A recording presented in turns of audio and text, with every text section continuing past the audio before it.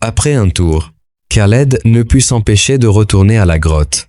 Sa vie a changé d'une manière qu'il ne comprenait pas. Le travail commençait à venir de nulle part.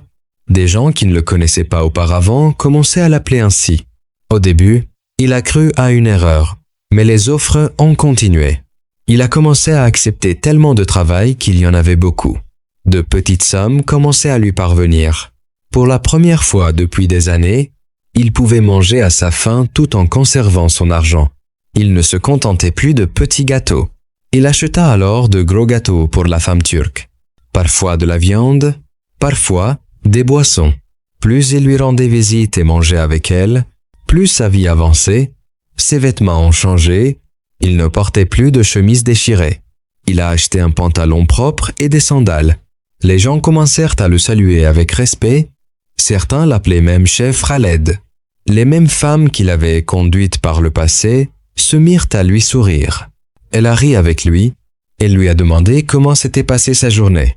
Khaled avait l'impression de rêver. Au bout d'une semaine, l'orgueil s'empara de son cœur. « Je n'ai plus besoin de cette folle, se dit-il. J'ai de l'argent maintenant. Je peux profiter de la vie comme tout le monde. » Il a donc cessé d'aller la voir. Il suivait les belles femmes.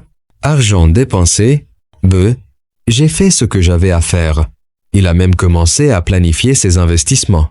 Mais 2 semaines plus tard, tout s'est effondré. Caleb tomba gravement malade. Il est passé d'un hôpital à l'autre.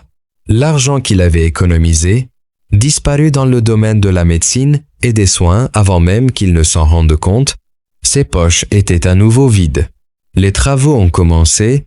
Les gens ne l'appelaient plus. Les femmes ont de nouveau disparu. Caleb était seul. Il est resté assis dans sa petite chambre toute la journée, pensant qu'il se posait des questions. Qu'ai-je fait de mal? Pourquoi tout s'est-il arrêté brutalement? Il n'a obtenu aucune réponse. Un soir, une pensée le frappa violemment. La femme gagne sans perdre de temps. Caleb se leva et alla chez lui avec des bonbons. Il les lui a donnés et s'est retrouvé là comme d'habitude. 1 semaine plus tard, les choses ont de nouveau changé. Le travail est revenu, l'argent a recommencé à circuler, cette fois-ci encore plus qu'avant. Caleb était heureux. Il recommença à apprécier la vie. Il dépensait sans compter.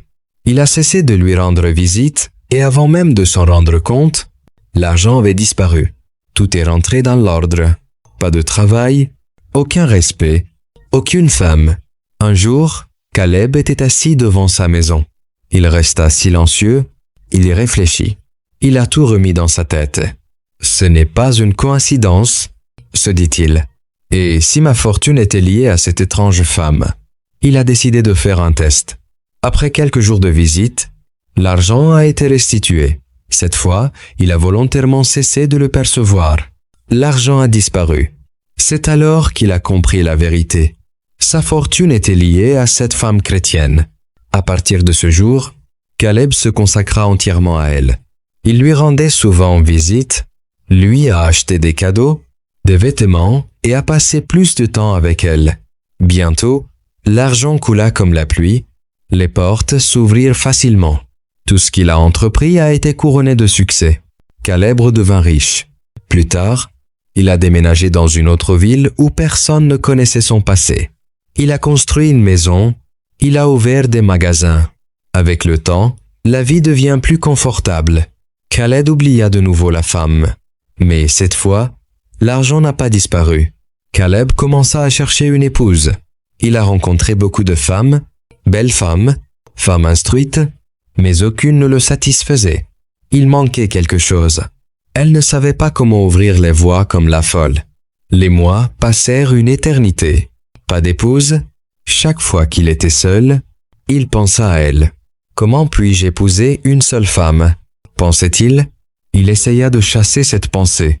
Mais plus il essayait, plus elle devenait forte. Un jour, il décida d'aller le voir. À son arrivée, elle n'était pas là. Il a cherché partout. Il a interrogé les gens autour de lui. Personne ne savait où elle était allée. Le Calabra est rentré chez lui, inquiète cette nuit-là. Il ne dormait pas. C'est alors qu'il comprit la vérité. Il l'aimait. À partir de ce jour, il s'y rendait tous les jours. parfois du matin jusqu'au soir. Rien. Un jour, il resta assis là et s'endormit. Soudainement, quelqu'un était sur son épaule. Il ouvrit les yeux. C'était elle. Caleb saute. Il la tiendra dans ses bras. Il l'a embrassée. « Où étiez-vous » il a demandé. Soudainement, la folie l'a quitté. Elle a retiré le plastique qui entourait son corps. Elle semblait confuse. « Où suis-je » ? « Qui es-tu » ? Elle se souvenait maintenant de son nom, Amira. Elle se souvenait de son passé. Khaled était sous le choc. Il lui a dit qui.